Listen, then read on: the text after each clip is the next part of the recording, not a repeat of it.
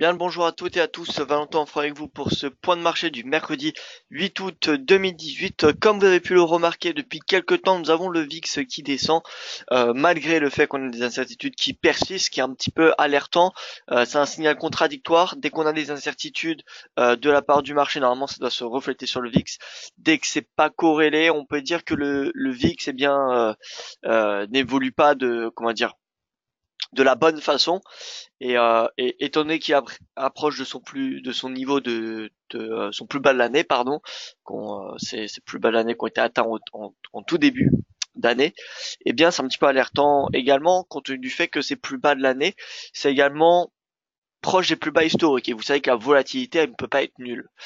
Donc plus le VIX est bas, et finalement, plus il y a de chances qu'ils rebondissent. Et vous savez que la volatilité, c'est l'ennemi des marchés actions. Dès qu'il y a de la vol, le S&P baisse. Donc voilà, ça a surveillé de très près ce VIX qui est un décorrélé, on va dire, à situation fondamentale, et deux qui est proche de ses plus bas du mois de janvier et également ses plus bas historiques. Voilà, alors avant toute chose, je vous invite à prendre connaissance, comme d'habitude, de l'avertissement légal sur le risque. Alors, le trading avec effet levier amplifie toujours les gains et les pertes. Un compte risque limité présente un risque de perte du capital investi. L'investissement sur compte titre présente un risque de perte en capital. IG fournit exclusivement un service d'exécution d'ordre. Cette présentation est à titre indicatif et ne saurait être considérée comme un conseil ou une recommandation. Alors, petite parenthèse pour le webinaire de ce soir, webinaire éducatif que je présenterai, il sera au sujet des placements, un peu du placement, oui, du stop, du take profit avec le ratio risque-rendement, lequel utiliser, voilà. Donc, je vais vous présenter un petit point de marché éducatif d'une petite vingtaine de minutes à ce sujet avec, comme d'habitude, une séance de questions-réponses. Voilà, alors passons au vif du sujet avec le briefing de l'actualité. Donc au niveau de la guerre commerciale, on a l'administration de Trump qui a confirmé la mise en place de droits de douane supplémentaires de 25% sur une seconde tranche de produits importés de Chine d'un montant total de 16 milliards de dollars à compter du 23 août. Donc, vous savez, le 6 juillet dernier, on avait l'administration Trump qui avait commencé à taxer sur un même montant, donc 25% supplémentaires, 34 milliards de dollars, et dans le même temps avait annoncé qu'il y aurait une seconde tranche qui complétera les 34 milliards pour en faire un total de 50. Donc 34 plus 16, voilà, c'est 50 milliards de dollars qui seront donc en tout taxés avec 25% supplémentaires à partir donc du 23 août. En Europe, avec l'Italie, le gouvernement populiste italien a adopté sa première loi majeure qui ambitionne de réformer le marché du travail et de frapper, sanctionner, pardon, plutôt, les entreprises abusant de la flexibilité. Le texte prévoit notamment de limiter le recours aux contrats à durée déterminée. Auparavant, c'était 3 ans. Le nouveau projet de loi propose 2 ans et pénaliser les licenciements et délocalisations. Alors, je cite cette information. En soi, ça n'a pour le moment pas d'impact direct sur les marchés, mais ça joue à l'écartement du spread entre les obligations périphériques en Europe et celui de l'Allemagne ou de l'OAT. Et par conséquent, fait pression, comme vous le savez, sur les actifs de la zone euro, tant l'euro que les marchés actions. Alors d'un point de vue microéconomique, vous avez sans doute vu l'annonce hier sur Twitter, c'était vraiment ce qui a fait flamber Twitter hier. Tesla, Elon Musk, donc son PDG, a indiqué envisager de sortir son groupe de la bourse avec un rachat des titres à 420 milliards, à 420 dollars, pardon, ce qui porterait la valorisation totale de Tesla de 72 milliards de dollars. Voilà, donc ça a été assez important comme annonce qui a fait bondir donc de plus de 11% au cours de la séance, mais qui a clôturé donc on le voit en une hausse de 10,99. C'est une annonce assez exceptionnelle compte tenu du fait déjà que Tesla a un cash flow négatif, donc je ne sais pas comment il va pouvoir trouver le financement pour racheter les actions, étant donné que Elon Musk détient 20% de Tesla. Donc il y a encore plusieurs dizaines de milliards de dollars à avoir pour racheter les actions. Alors bien évidemment, il souhaite garder des actionnaires si voilà ils veulent rester, mais il serait prêt. Voilà, il a indiqué que c'est une proposition un scénario qu'il envisagerait pour avoir plus de solidité sur du long terme au niveau de sa trésorerie, parce que forcément Tesla, sa trésorerie peut fondre du jour au lendemain, tout va dépendre de la bourse. La Chine, son excédent commercial a nettement diminué le mois dernier, passant de 41,61 milliards de dollars en juin à 28,05 en juillet en raison de la forte augmentation des importations. Donc on a une hausse des importations, des exportations. C'est pas forcément une mauvaise chose parce qu'on a également une hausse des exportations. Simplement qu'on a également une hausse des importations. Donc ça forcément ça fait baisser la balance commerciale. Mais en soi la balance commerciale c'est pas ça qui va impacter l'économie. Le plus important c'est les exportations finalement. Les exportations, les importations. Voilà, si on a des exportations qui continuent à progresser, on a théoriquement une production exportatrice qui augmente. En Iran, on a le président, concernant l'Iran, pardon, on a le président américain qui a déclaré sur Twitter que les pays qui qui commerceront avec l'Iran ne pourront pas commercer avec les États-Unis. Daimler, alias Mercedes, l'entreprise Mercedes et son groupe finalement, a annoncé qu'il abandonnait ses projets d'expansion en Iran, selon Bloomberg. Au niveau de l'Arabie Saoudite et le Canada, vous savez qu'il y a une petite crise entre les deux pays depuis ce week-end. Donc Riyad a suspendu tout échange commercial avec le Canada en représailles des propos tenus sur le non-respect des droits des femmes, de la part du Canada. Est-ce que ça a un risque sur le CAD? Non, pas vraiment. Il y a une hausse il y a pas vraiment eu d'impact, on va dire important ou vraiment notable, que ce soit sur le CAD ou sur le pétrole. Et enfin, sur les 428 sociétés du S&P qui ont publié à ce stade, 79% ont annoncé des bénéfices meilleurs que prévu. C'est le meilleur pourcentage depuis que Reuters compile ces données depuis donc le premier trimestre 1994. Voilà donc pour l'actualité. Je vais saluer rapidement l'équipe, vous, chers auditeurs. Donc bonjour à vous Luc, j'espère que vous allez bien. La mec que je salue également, Raymond, Edgy, Didier. Voilà, bonjour à vous, Seikou, François Hubert, Stéphane Catry, François, bonjour mon cher François, j'espère que vous allez très bien. Voilà, donc on va continuer. Voici comment Wall Street et ce matin les indices asiatiques terminent. Dow Jones, S&P, Nasdaq en hausse. On voit que le momentum du Nasdaq, diminue. Hein.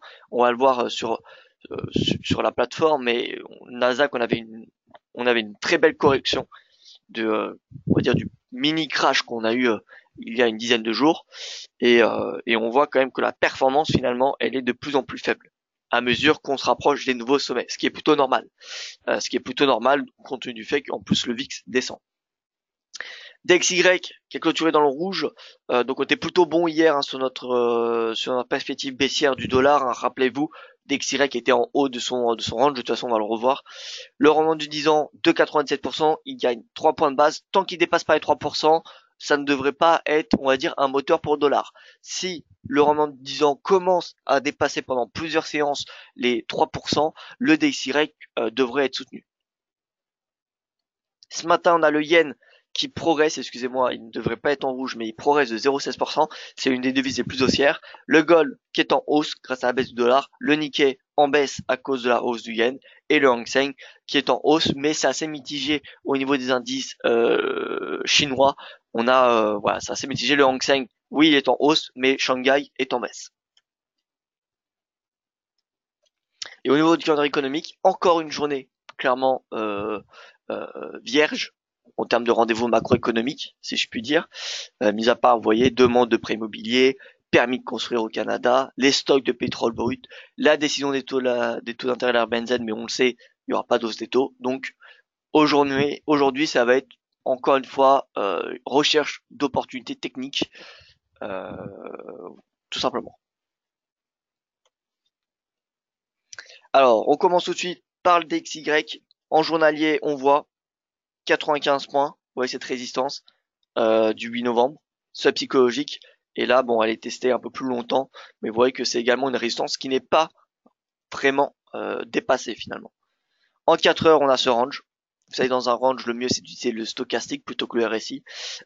Donc voilà, stochastique, on a eu le croisement hier, un bon signal baissier. Premier objectif, donc pour l'intraday, pour ceux qui voilà, préfèrent l'intraday, pivot hebdomadaire. Pour ceux qui sont plus swing, qui peuvent garder une position pendant quelques séances, et bien le pivot mensuel est à viser. Et pour ceux qui sont voilà un peu plus long terme, le bas du range, mais on voit, on a quand même une oblique avec 3 à 4 points de contact, même si voilà, on peut considérer celui-ci comme un seul rebond, étant donné que le rebond n'est pas revenu chercher jusqu'en haut du triangle. Donc ce qu'on a là, c'est soit un triangle ascendant, ce qui est une figure de continuation de tendance, donc haussière, ou soit on a un range. Alors une figure, voilà, ce triangle ascendant, c'est généralement une, pardon, une figure de continuation, mais il arrive aussi que ce soit une figure de retournement. Donc voilà, c'est pas aussi fiable, on va dire que qu'une épaule tête épaule. Une épaule tête épaule, c'est vraiment particulièrement fiable pour les retournements.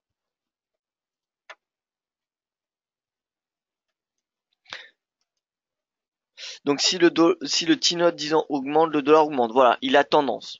C'est, on va dire, globalement corrélé, même s'il y a des périodes de plusieurs jours, plusieurs semaines, plusieurs mois, où parfois il n'y a pas de corrélation. Ça dépend aussi le contexte, s'il est alimenté par l'aversion pour le risque, par l'appétit pour le risque, pardon, s'il est alimenté par la Fed, par le fait qu'il y ait un durcissement des taux de la Fed, ça dépend ce qui alimente en fait la hausse du rendement. Donc voilà, en tout cas techniquement, si on suit l'analyse technique, pour le moment on est dans un range, et donc l'objectif à court terme c'est le pivot hebdo, l'objectif un peu plus long terme, on va dire quelques séances, c'est le pivot mensuel. Et donc l'euro-dollar, pareil, hein, hier on a eu le rebond au pivot, on a ce matin le rebond jusqu'au pivot hebdomadaire. On va peut-être avoir une petite prise de bénéfice, étant donné que vous voyez, on a eu une hausse sur les, vous voyez, 24 dernières heures, on a eu que 2 chandeliers baissiers et encore, faut voir l'état des chandeliers baissiers, c'est plutôt presque là on peut considérer celui-ci comme un doji, lui également, pardon. Donc voilà, on a vraiment une belle hausse. Donc on aura peut-être une petite prise de bénéfice au pivot hebdomadaire. C'est pas pour autant, je pense qu'il faut shorter à nouveau l'euro. Tant que le Dixie, concrètement, il est bien orienté à la baisse. Pour moi, ça me semble assez logique, il a cherché le pivot mensuel. Donc tant en tout cas qu'on n'a pas de rebond sur le Dixie, eh bien écoutez, l'eurodoll devrait continuer à progresser. D'autant plus que d'un point de vue macroéconomique, aujourd'hui, nous n'avons rien de prévu de majeur, qu'elle soit en zone euro ou aux États-Unis. Donc la tendance devrait globalement rester la même, hein, je dirais. Retour, vous voyez, à terme au pivot mensuel, donc vers les 1,1680. GBP USD, on n'a pas le rebond. Vous voyez que l'euro n'est, enfin, la livre n'est pas alimentée comme l'euro. On a par contre une divergence qui commence à se former. On a une divergence creux, creux, creux et creux.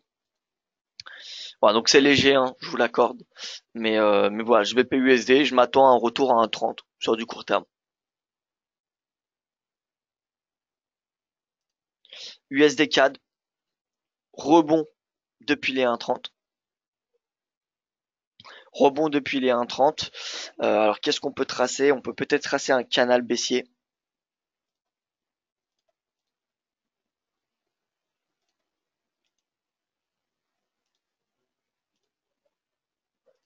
Voilà, donc sommet, sommet, et on va prendre le creux. Et là, vous voyez, on a un beau canal.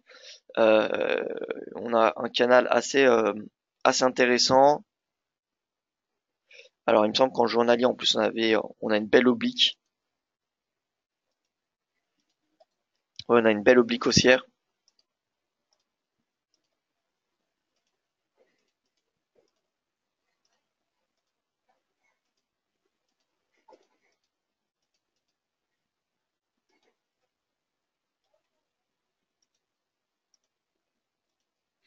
Voilà, donc canal bullish sur du long terme. Et là, on a le rebond donc sur un 30, mais surtout sur, vous voyez, cette oblique qui vient chercher le point bas, les points bas depuis le début de l'année. On regarde, point bas février 2018, point bas avril 2018. Et là, on a le troisième rebond. Donc, ce que nous indique cette oblique, c'est que finalement le momentum s'accélère. Vous voyez, on avait une oblique qui venait chercher les points bas en 2017. Depuis le début de l'année, on a un momentum qui augmente parce qu'on a l'angle, finalement, la pente qui est encore plus haussière. Donc voilà, momentum haussier qui s'accélère. Donc il faudra surveiller l'action de l'USD4 parce que là on est sur un niveau de timing assez intéressant. On est à un croisement entre un canal baissier de court terme et finalement une oblique haussière de moyen terme. Donc potentiel haussier. Bon, déjà, le pivot mensuel, ça semble assez logique, mais on est relativement proche, donc il n'y a pas grand-chose à faire. Si vous êtes déjà à l'achat sur les ECAD, ça me semble largement possible de viser le pivot mensuel, voire même, finalement, le haut de ce canal, donc vers les 1,30, 1,30, 50.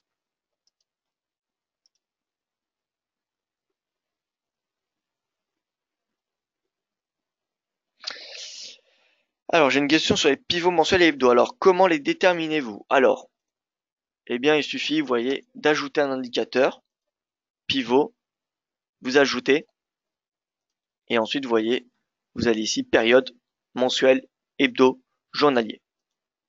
Voilà, donc vous choisissez, il y a différentes formules pour calculer les points pivots, c'est extrêmement simple, c'est ni plus ni moins que le précédent chandelier, donc sur l'unité mensuel, hebdomadaire ou journalière, avec le point haut, le point bas, le prix de clôture, tout cela additionné, donc la somme de ces trois valeurs divisée par 3.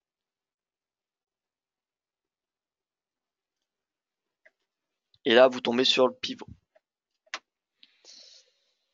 Donc voilà pour l'USD-CAD, l'USD-Yen, le Yen très fort ce matin, je vous fais voir simplement, vous voyez ici, Yen, NZD. Alors NZD, je ne sais pas pourquoi il augmente, compte tenu du fait qu'il y a quand même les incertitudes commerciales, il y a eu des nouvelles choses qui sont tombées hier. Peut-être que les commodities rebondissent, à surveiller. Mais en tout cas, on voit que le yen surperforme. L'euro également, le GBP, le CAD sous-performe. Donc CAD yen, devise la paire la plus baissière ce matin. L'AUD yen intéressante également. L'USD yen, GBP yen, vous voyez, les paires en yen sont toutes en baisse. Donc USD yen baisse. Alors, est-ce qu'on a une configuration à identifier? Eh bien, écoutez, pas vraiment. Pas vraiment. On n'a pas d'épaule tête-épaule, on n'a pas de double top, on n'a pas de configuration, on va dire, de retournement. Euh,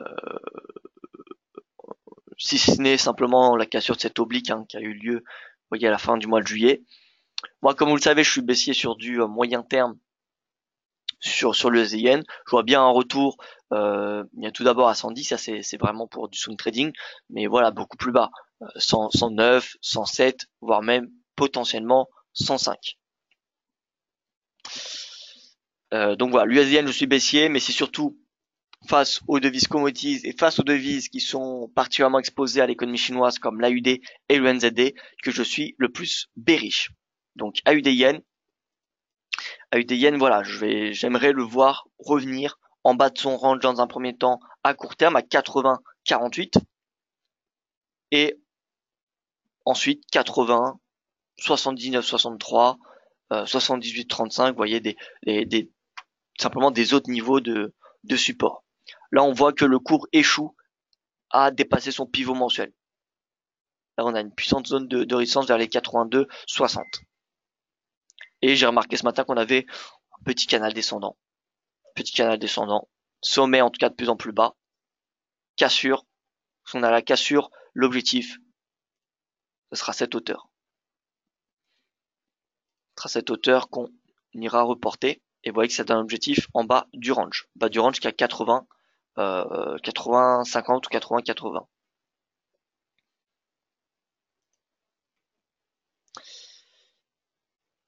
AUD yen dans un triangle H4 et daily sorti par le bas, target 81. Exactement Hubert. Exactement. 81, c'est vraiment le strict minimum. L'objectif baissier en cas de sortie par le bas.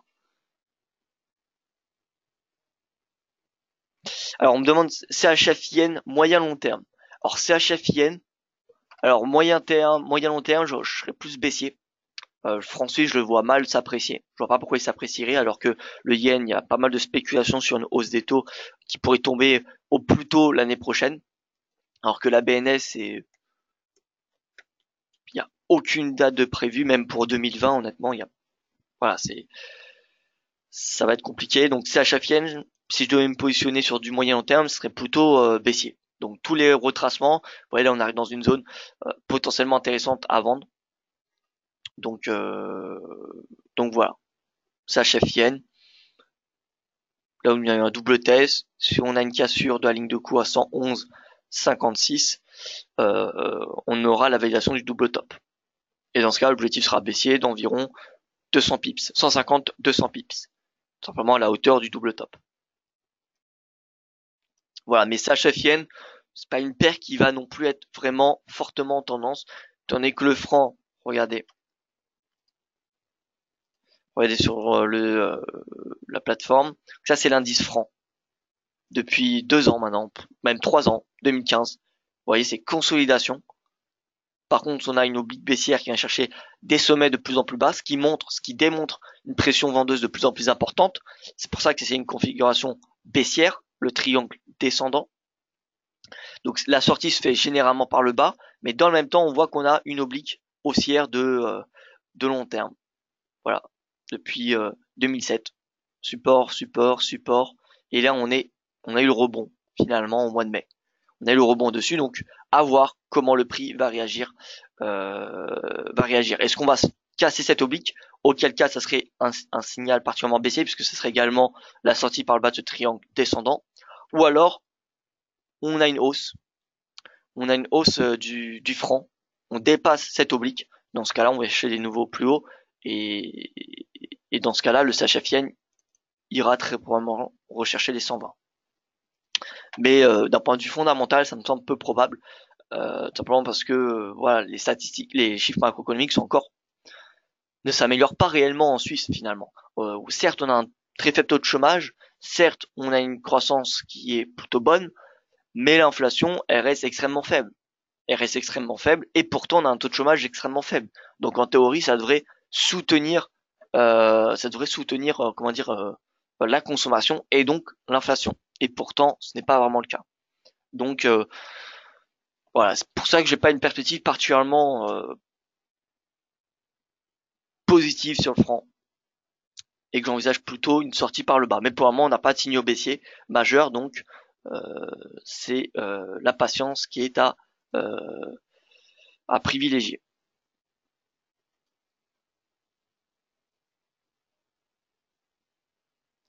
Voilà, USD Yen, travail du bas du canal ascendant en daily, exactement Hubert. Donc vous voyez, les paires en yen testent des niveaux de support importants, que ce soit sur l'USD Yen, l'AUD Yen, voilà, pas mal de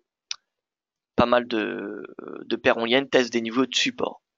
Ce qui vient renforcer un petit peu ma conviction baissière que j'ai depuis maintenant pas mal de temps sur la hausse du yen. Hein. Et d'ailleurs, notre yen index, rapidement, yen index, vous voyez, haussier. On n'est pas encore en haut du range. Donc on a encore une perspective haussière d'un point de vue technique. Donc concrètement, sur l'index, vous voyez, on a une hausse d'environ encore 1% à s'attendre. 1% sur l'indice yen, c'est quand même beaucoup. Il faut savoir que depuis, vous voyez, le début, on a, puis le rebond qu'on a eu le 19 juillet, on a une hausse de 1,69%. Donc 1%, ça semble peu, mais sur un indice yen, c'est quand même beaucoup. Et ça, c'est l'objectif minimum, le 1% de hausse sur le yen. Parce qu'on pourrait très bien avoir une sortie par le haut de ce range. Ceci étant dit, je passe aux indices avec le CAC 40. Le CAC 40 hier qui a inscrit un plus haut de près de 2 mois. Vous voyez, il est revenu à ses plus hauts de juin. C'est plus haut de la mi-juin à 5529. On a une ouverture avec un gap baissier. Vous voyez que c'est intéressant parce que le cours est venu clôturer en baisse sous cette résistance hier. Vous voyez qu'on a eu une belle hausse. Et finalement, les dernières heures, on a eu une baisse. Si on se met en horaire, vous voyez, c'était la dernière heure de cotation où on a eu la baisse sous cette résistance à 5530, ce qui veut dire que le marché a réagi à ce niveau. Donc ce niveau, c'est un plus haut, ouais, c'était un des plus hauts du mois de mai. Donc résistance du mois de mai assez intéressante. Nouveau test probablement à s'attendre. On voit qu'il y a l'appétit au risque, on voit qu'il y a une envie. Hein. On a des indices européens qui certes ouvrent avec un gap baissier, mais vous voyez, on a un recomblement du gap, alors que ça fait que 26 minutes que les marchés européens ont ouvert. Donc voilà, en plus de cela, Wall Street est en hausse, à clôturer dans le vert. Donc pour moi, on devrait avoir une hausse. Maintenant, est-ce qu'on devrait dépasser 5530? Je ne pense pas. Je ne pense pas. Mais bon, après, compliqué de prévoir rien que pour la journée ce qui va se passer. Donc voilà, 5130 en tout cas c'est une zone à surveiller. Je pense pas qu'on va revenir au pivot hebdomadaire parce que ça voudrait dire qu'on aurait une baisse assez importante et je ne vois pas ce qui pourrait créer une baisse à part si on a un tweet. Voilà, ça peut arriver n'importe quel jour donc ça n'a rien de répéter mais d'un point de vue macroéconomique, il n'y a pas de facteur planifié qui pourrait faire replier le CAC jusqu'à 5487. Donc les bornes finalement c'est 5500, 5530. Voilà, ce range de 30 pips, ça va être, on va dire, les bornes intraday à surveiller. Si on teste les 5500, c'est techniquement un niveau de prix intéressant pour passer à l'achat sur du court terme. Et 5530, eh bien, une zone pour prendre des bénéfices. Pour ce qui est du du DAX, pardon. DAX, vous voyez, la tendance est un petit peu moins haussière compte tenu du fait qu'on est sorti par le bas de ce canal.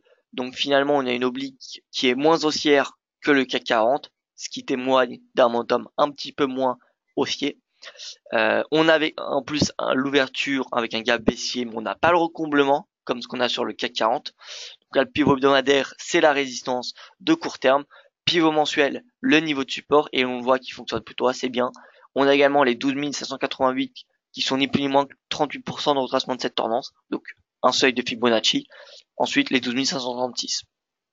Personnellement, je pense que le DAX va se maintenir entre les 12 588 et les 12 660.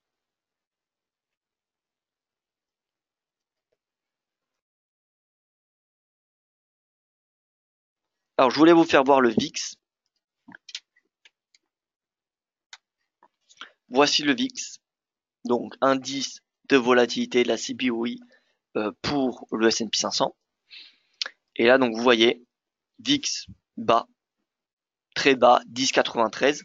Si on doit mettre une moyenne mobile de long terme, moyenne mobile à 200 périodes,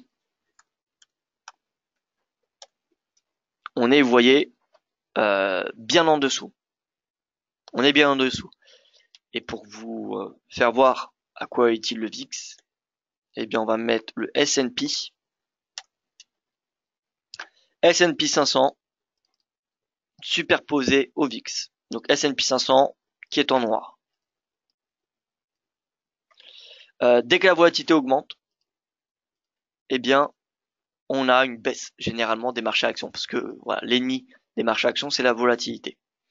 Donc faire de l'analyse technique sur le VIX n'est pas quelque chose, comment dire, de stupide, loin de là. Et dès qu'on a une corrélation positive entre les deux, c'est le VIX qu'il faut suivre. Là, par exemple, vous voyez qu'on a une corrélation particulièrement négative, hein, hausse du VIX, baisse du S&P. Là, pareil, baisse du S&P, hausse du VIX, baisse du S&P, etc., etc.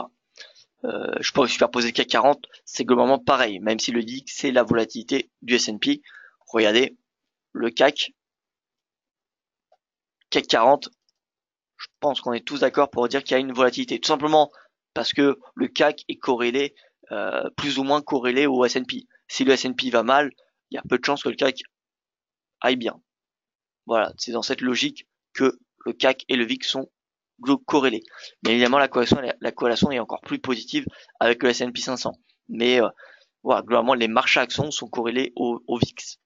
Ou en tout cas, le VIX a une influence sur les marchés actions. Donc, comment anticiper des petits crashs, on va dire, comme ce qu'on a eu en février? Bien, regardez en février.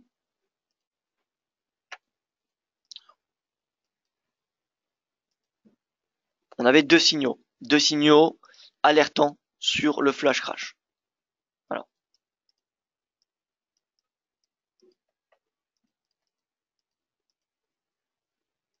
un, la hausse du momentum de la hausse du VIX alors que le S&P augmentait.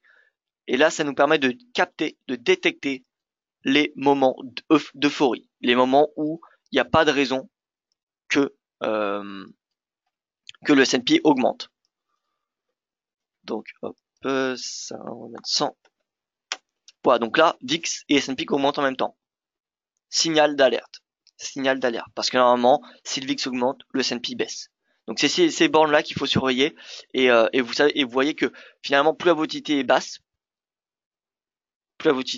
et plus il y a de chances finalement que on ait ensuite une phase d'excès sur le S&P 500, comme ce qu'on a eu en janvier avec le flash crash qui a suivi. Donc voilà, c'est bien d'avoir une faible volatilité parce que ça permet au marché à l'action de progresser, mais trop basse, c'est pas un signal baissier. Tant qu'on n'a pas de hausse du VIX, on n'a pas de signal baissier du S&P. Ça, c'est très important de pas shorter le S&P parce que le VIX est par exemple à 12. Parce qu'on l'a vu l'année dernière, le S&P, le VIX à 12, il y est resté pendant plusieurs mois, même une année complète. On a eu des petites excursions au-dessus, mais globalement, vous voyez que la moyenne mobile à 200 périodes en 2017, début 2017, moyenne mobile 200 était à 14, fin de l'année, elle était à 11. Et à 12, elle y était depuis vous voyez, le mois de juillet, août. Donc pendant 5-6 mois, on a eu la moyenne mobile à 200 jours du VIX qui était sous 12. Donc c'est pas parce que le VIX est faible qu'il faut immédiatement shorter le S&P. Parce que dans le même temps, vous voyez, en 2017, on a une hausse du S&P alors là, ça c'est pas bon. De mémoire, on a eu une hausse de 15%, quelque chose comme cela. Donc c'est, ou 20, je me souviens plus exactement. Bref, on a une belle hausse. Donc si vous shortiez le VIX parce que, par exemple, il avait atteint 10, eh bien, c'est une mauvaise stratégie. C'est pas une stratégie à adopter pour trader le S&P. Par contre, dès qu'on a un VIX qui revient à ses plus bas historiques, qui sont 9, à peu près 9, là, on peut se poser des questions sur la tendance haussière du S&P. Parce qu'on sait que finalement, la possibilité de poursuite de baisse du VIX est quasiment impossible. Voilà, la probabilité est extrêmement faible. Elle doit être peut-être pour que le VIX passe sous 9, il y a peut-être une chance sur 50. Alors, il n'y a pas de statistique en tête, hein, c'est vraiment une probabilité que je donne comme ça, mais c'est presque pas possible. C'est pas que c'est impossible, mais ça serait du jamais vu. Ça serait du jamais vu, et mathématiquement, mécaniquement, la volatilité peut pas être nulle. Donc, à un moment ou à un autre, il y a un plancher que personne connaît, qui varie, mais c'est pas possible que le VIX atteigne 0. Bref, tout ça pour dire que plus le VIX est bas, plus il y a de chances que la volatilité réaugmente, et donc que le S&P baisse. Donc attention à la tendance du S&P et à la tendance du VIX, qui sont tous les deux à surveiller. Si on a un VIX qui commence à évoluer sous 10 pendant pas mal de séances, pas mal de semaines, il faudra commencer à prendre de plus en plus de bénéfices. Est-il prévu d'avoir le VIX sur la PRT-IG, sur la PRT future? Le VIX est maintenant disponible. Alors le VIX, oui, il est disponible. Maintenant, honnêtement, voilà, c'est un futur, indice de volatilité, ce qui est assez dommage. Alors attendez, en journalier. Alors non, c'est bon, on l'a. Voilà, il est ici. Il est traité comme une commo dans celui-là, ce qui vous permet d'éviter l'expiration du futur. Voilà, donc vous l'avez. Vous l'avez ici. Donc vous pouvez trader. Par contre, j'ai vu pas mal de gens, de particuliers qui shortaient le VIX parce qu'ils pensaient que c'était dans la tendance, dans le sens de la tendance. Honnêtement, je suis pas conseillé, mais shorter le VIX à 10, c'est comme si c'est même pas du bluff, c'est comme si vous pariez que vous alliez avoir plus de 19 sur 20 à votre contrôle d'HEC par exemple, vous voyez. Donc c'est pas que c'est impossible, mais disons que le risque reward ratio, il est pas très bon. Donc voilà. Ne tradez pas la tendance du VIX. C'est pas parce que le VIX est en baisse qu'il faut shorter le VIX. Hein. Voilà. J'en ai vu pas mal qui l'ont fait en fin d'année dernière, qui shortaient le VIX à 10. C'était voilà. Surtout, enfin, je pense pas que ce soit une bonne stratégie. Hein. Alors donc oui, Uber, un VIX. Alors le DIX,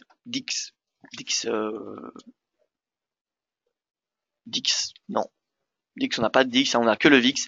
Il me semble qu'on a le VDAX également, je ne suis pas sûr. Le VIX, il n'existe pas pour tous les indices. Hein. Le VIX, c'est pour le S&P. Il y a un équivalent pour le DAX, mais c'est tout. Et là, on l'a pas sur PRT et VDAX. Non, VDAX, il n'y est pas. Vous voyez que finalement, l'indice de volatilité, c'est le VIX. Hein. Le VIX, n'est pas pour le trader, mais pour le suivre dans un coin pour trader à côté, voilà, le S&P ou le Dow Jones. Exactement. Mais le VIX, il se trade, hein, Didier. Le VIX peut se trader. Hein. Ça se trade hein, chez les institutionnels, hein, le VIX. C'est pas quelque chose qui est simplement pour analyser les marchés. Ça peut être utile pour trader. Dans le sens où, là, ce que je vous ai fait voir il y a un petit instant, le VIX à 10, VIX à 10, ah, VIX à 10, en plus de cela, voilà, petite divergence, enfin sous 10 avec une divergence, d'autant plus que là le VIX il a été venu à ses plus bas, vous voyez, ses plus bas historiques. Vous voyez, crise, pardon, c'est pas la crise, mais vous voyez 2007, 93, 96. Donc vous voyez, on a comment dire quand le VIX arrive sous 10, ça commence à être une zone attractive pour l'acheter. Parce qu'on voit qu'il semblerait qu'il y ait un plancher vers 9.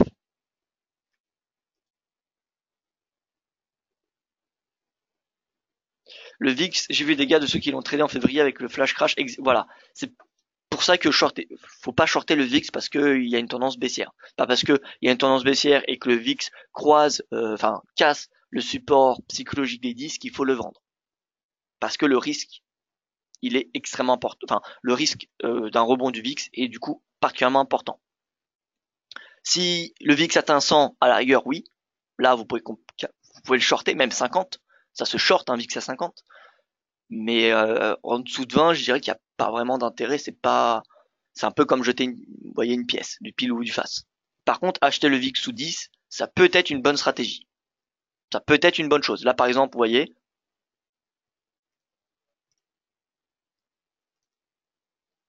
divergence. Ici, alors, tac.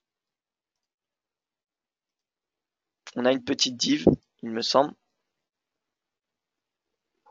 Oui, donc on a une petite. Et ensuite, vous voyez, le rebond du VIX, et là, ça a dû, à mon avis, faire mal sur le S&P 500. Là, on n'avait pas de divergence sur du mensuel, mais on l'a vu sur du journalier et sur du weekly, je suis sûr qu'il y en avait une. Weekly, il y en avait une. Vous voyez ici. Voilà. Donc, oui, le VIX, c'est pas un actif, c'est différent de tous les indices, c'est différent de tous les actifs. Le VIX, ne tradez pas le VIX parce qu'il y a une tendance, ou ne tradez pas le VIX parce qu'il casse un support psychologique. Voilà, c'est vraiment quelque chose de totalement différent. Considérez le VIX comme quelque chose de complètement différent. Donc si vous le tradez, renseignez-vous, commencez sur un compte démo, ne tradez pas le VIX comme si vous tradiez le S&P ou une paire ou du gold. Voilà, c'est vraiment totalement différent.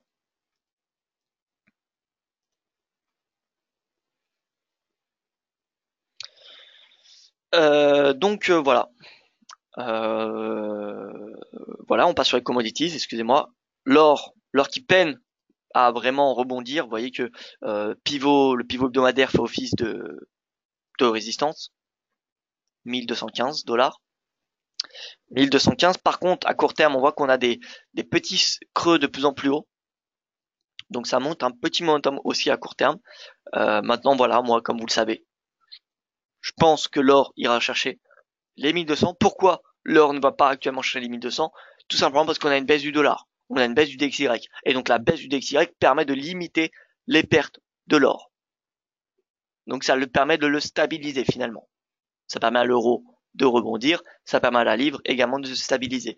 Mais dès qu'on aura le DXY qui sera revenu sur un support, que ce soit le pivot mensuel ou le bas du range, on aura une probabilité de rebond à nouveau importante. Et donc, que le gold, que l'or, que l'or, que la livre ou que l'euro, que les autres paires majeures s'enfoncent à nouveau. Donc voilà, pour le moment l'or il consolide parce qu'on a une baisse du dollar. Mais vous voyez, on a une baisse du dollar, mais par contre on n'a pas de hausse de l'or. Donc ça montre bien qu'il n'y a pas encore suffisamment de momentum haussier. Donc prudent, c'est pas encore le moment, vraiment pas, d'acheter l'or. Moi je pense réellement qu'il y a des chances que l'or vienne chercher son SA mensuel, voilà, les 1200 concrètement. Faut juste faire preuve un petit peu de patience. Faut juste faire preuve d'un peu de patience. Et d'ailleurs, le Dixie, dès qu'il sera revenu à son pivot mensuel, dès qu'on aura un rebond, que ce soit le pivot mensuel ou au bas du range, eh bien on pourra shorter le gold. Parce que le gold sera soit au pivot hebdomadaire, soit un tout petit peu plus haut, mais pas grand chose. Voilà. Voilà donc pour ce point de marché. Moi je n'ai rien d'autre à rajouter. Je vois qu'il n'y a pas de questions. Simplement, je vais vous faire voir S&P proche de ses plus hauts de l'année, inscrit début janvier. Donc il va avoir probablement des petites prises de bénéfices. Nasdaq qui a corrigé son mini crash d'il y a 10 jours. Crash, hein, je vous rappelle, provoqué par les mauvais résultats de Facebook, enfin mauvais résultats entre guillemets, hein, la crainte de voir une baisse des utilisateurs, étant donné que les utilisateurs ont nombre de nouveaux d'utilisateurs actifs sur la plateforme Facebook a raté les attentes au second trimestre. Donc voilà, il y a une crainte sur ce sujet, ce qui a inquiété les marchés et qui a fait replier Nasdaq. Mais vous voyez que là, on a eu la correction et on est à nouveau au plus haut historique, enfin proche du plus haut historique.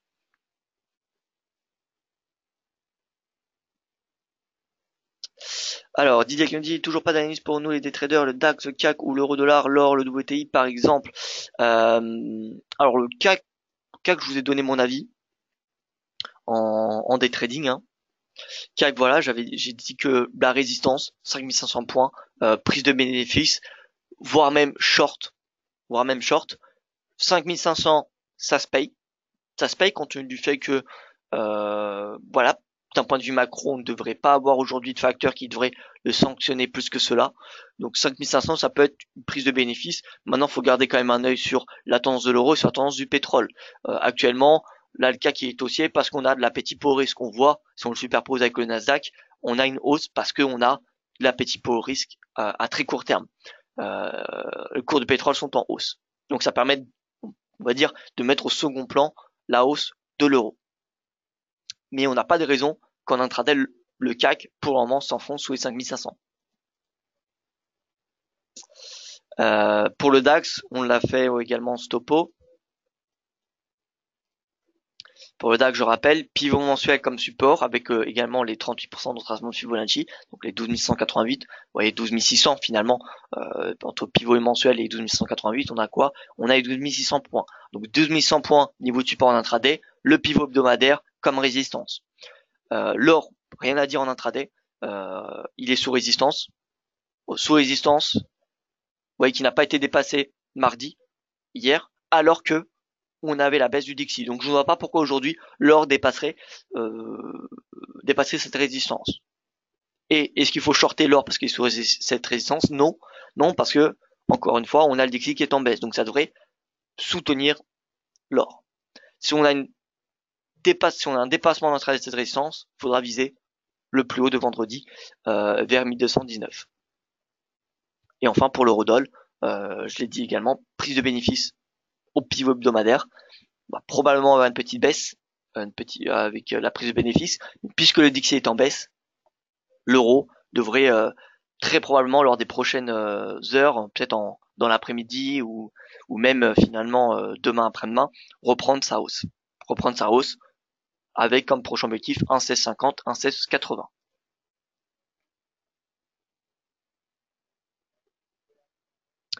Voilà donc pour ce point de marché. Merci à vous pour votre attention. Merci. Alors Raymond qui me dit je fais souvent du day trading et vos webinaires me conviennent parfaitement pour ce faire. Oui, de toute façon, comme je l'ai dit hier, c'est vrai que je fais des analyses plutôt axées sur du 4 heures. sur du horaire quelquefois, mais pour du day trading, il suffit de prendre un objectif intermédiaire que ce que je donne. Voilà, au lieu que j'utilise le pivot mensuel, prenez un pivot hebdomadaire ou une résistance d'un pivot journalier et vous avez votre objectif. Mais concrètement, puisque je le fais tous les jours, je vous donne mon sentiment du marché finalement tous les jours. Donc en soi, ce qui change entre ce que je vais dire en tant que swing trader ou en tant que day trader, c'est simplement l'objectif. Swing trading, je vais donner un objectif peut-être même un peu plus moyen terme, alors que pour du trading, bien vous avez simplement à prendre un objectif intermédiaire que ce que je donne. Voilà, donc c'est pas non plus totalement différent mon analyse entre le swing et le day trading. Bon, en tout cas pour ce point de marché, encore une fois, merci pour votre attention, pour votre fidélité. Rendez-vous ce soir, 18h pour le webinaire éducatif sur le placement de stop loss, de take profit, le ratio risque-rendement. Et voilà, écoutez, excellente journée à vous et à demain pour ceux que je ne retrouverai pas ce soir.